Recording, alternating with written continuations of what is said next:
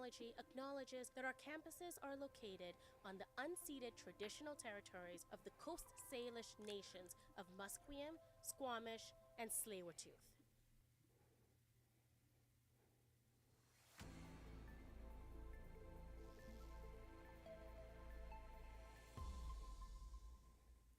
Good morning. This is Keone Mo with your 10 a.m. news update. New Westminster police are looking for witnesses after reports of an assault on a man by 5 people near River Market last week. They say the incident happened on Thursday, and officers discovered the victim at a pedestrian overpass around 9 p.m. with serious but non-life-threatening injuries. Witnesses at the scene told police the victim had intervened in the assault of a different individual by the group of 5. Mark Carney will be unveiling his 2025 federal budget later today. Once presented, MPs will debate for 4 days. Liberals will need 172 votes to pass the budget. British Columbians' clocks fell back to standard time last weekend, allowing for more sunlight exposure in the morning.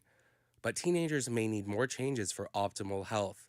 Our reporter Caroline Doyle has more.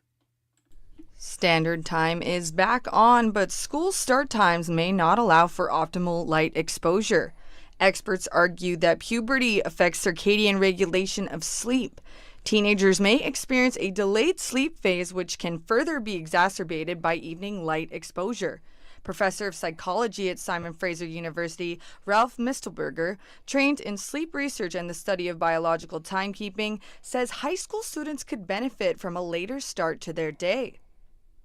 Studies where they've actually changed the school start times to make them later in the morning, by even a half an hour or an hour, they've actually seen significant impacts or improvements in grades and also improvements in just sort of behavior. Mistelberger says later start times by even an hour could result in less student absences, better performance, and better physical and mental health outcomes. Caroline Doyle, BCIT News. West Shore RCMP are investigating a hockey equipment robbery from a storage room at Juan de Fuca Recreation Center in Colwood. The items which were stolen include 10 pairs of skates, 10 team jackets, 2 sets of goalie gear, and skates. The stolen goods have an estimated value of $3,500. Police say the equipment belonged to community hockey team, the South Island Ravens. The team provides players of all ages with developmental disabilities a safe space to play sport. The theft occurred somewhere between September 28th and October 19th. Anyone with any information can contact the West Shore RCMP or anonymously through Crime Stoppers. Yukon Party leader Curry Dixon says voters wanted change. He's almost set to become the first premier actually born in the Yukon. His party is expected to win 14 out of 21 seats, while Kate White's NDP becomes the official opposition with 6 seats. The Yukon Liberals started the election as a minority government, and they will win 1 seat.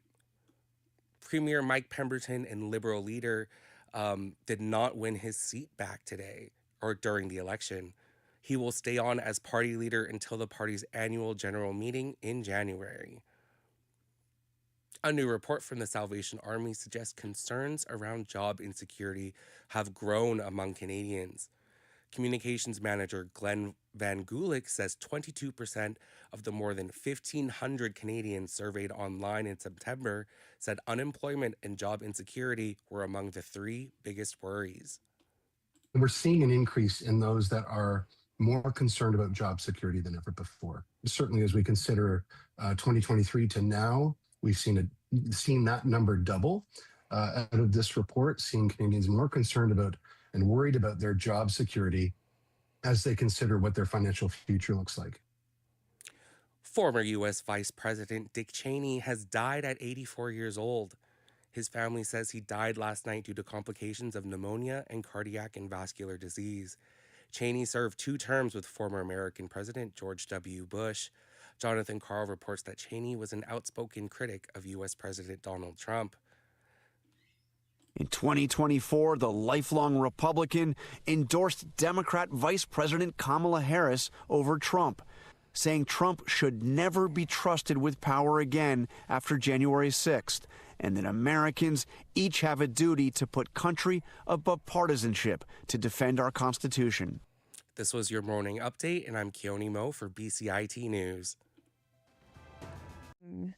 I knew a bit about Lightroom and Photoshop before coming into the program, but I didn't really know much about Premiere, and that kind of scared me.